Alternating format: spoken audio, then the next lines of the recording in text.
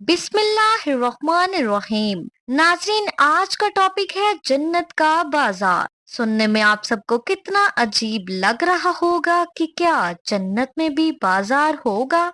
जी हाँ नाज़रीन, हजरत सईद बिन मसीह ताबी से रवायत है कि एक दिन उनकी मुलाकात हजरत अबू हुरैरा रज़ियल्लाहु तआला अन्हा से हुई, जिस पर हजरत अबू हुरैरा ने कहा कि मैं अल्लाह ताला से दुआ करता हूँ कि जिस तरह मदीने के बाजार में आज हम दोनों की मुलाकात हुई है, इसी तरह अल्लाह ताला जन्नत के बाजार में भी हम दोनों को मिलाए।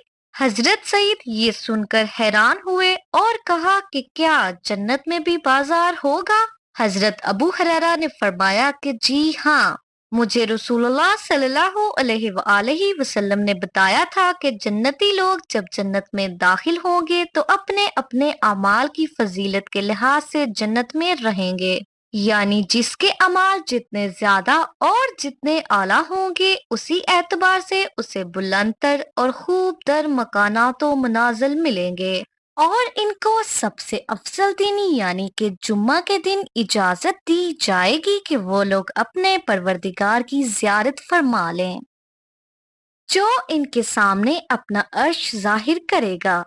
जन्नतियों को दीदार कराने के लिए वो जन्नत के एक बड़े बाग में जलवा फरमा होगा।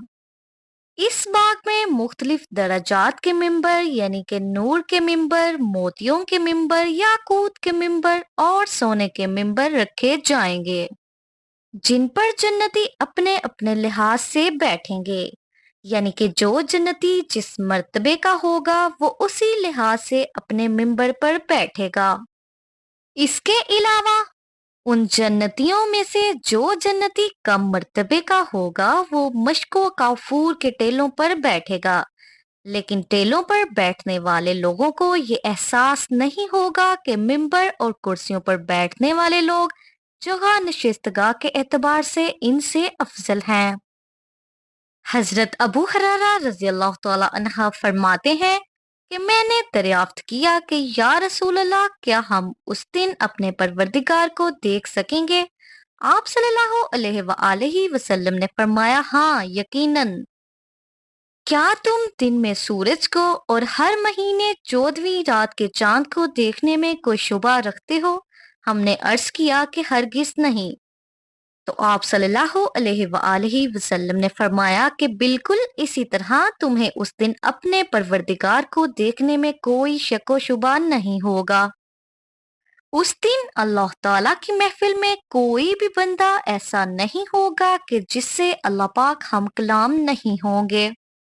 सुबहान अल्लाह, सुबहान अल्लाह। आप सब भी एक एक बार सुबहान अल्लाह कह दीजिए।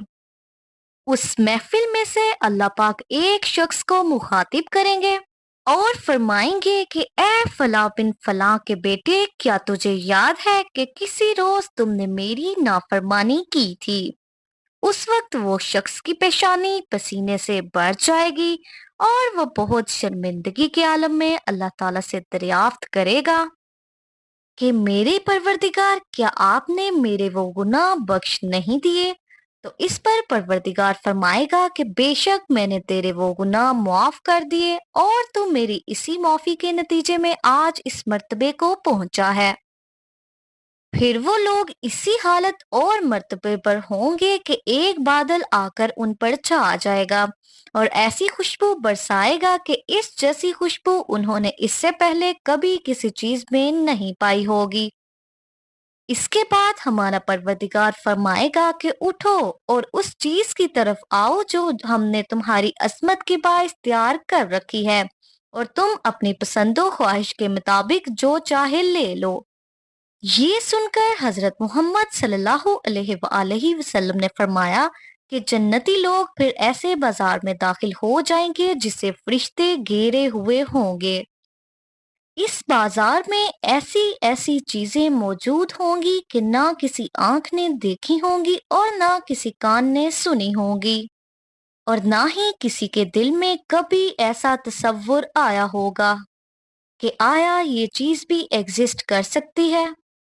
इसके बाद बाजार में से उठा उठा कर हमें वो चीजें दे दी जाएंगी جن کی ہم خواہش کریں گے، حالانکہ اس بازار میں خرید و فروخت جیسا کوئی معاملہ نہیں ہوگا، یعنی کہ ہر چیز ہمیں اپنی خواہش کے مطابق اور بالکل فری میں ملے گی۔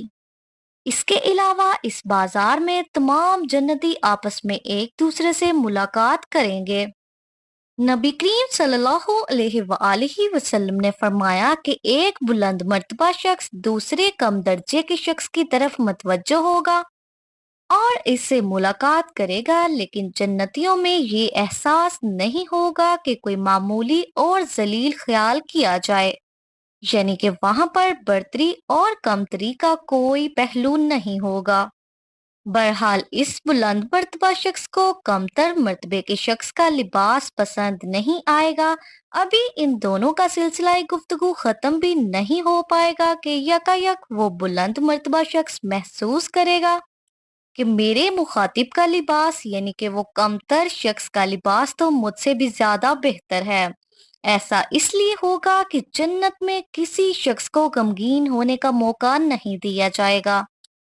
پھر نبی کریم صلی اللہ علیہ وآلہ وسلم نے فرمایا کہ اس کے بعد ہم سب جنتی اپنے اپنے محلات اور مکانوں کی طرف واپس ہو جائیں گے اور وہاں ہماری بیویاں ہم سے ملیں گی تو مرحبا اور خوش آمدید کہہ کر ہمارا استقبال کریں گی۔ ہر عورت اپنے سرتاج یعنی شوہر سے فرمائے گی کہ تم اس حال میں واپس آئے ہو کہ اس وقت تمہارا حسن و جمال اس حسن و جمال سے کہیں زیادہ بہتر ہے جو ہمارے پاس سے جاتے وقت تمہارا تھا۔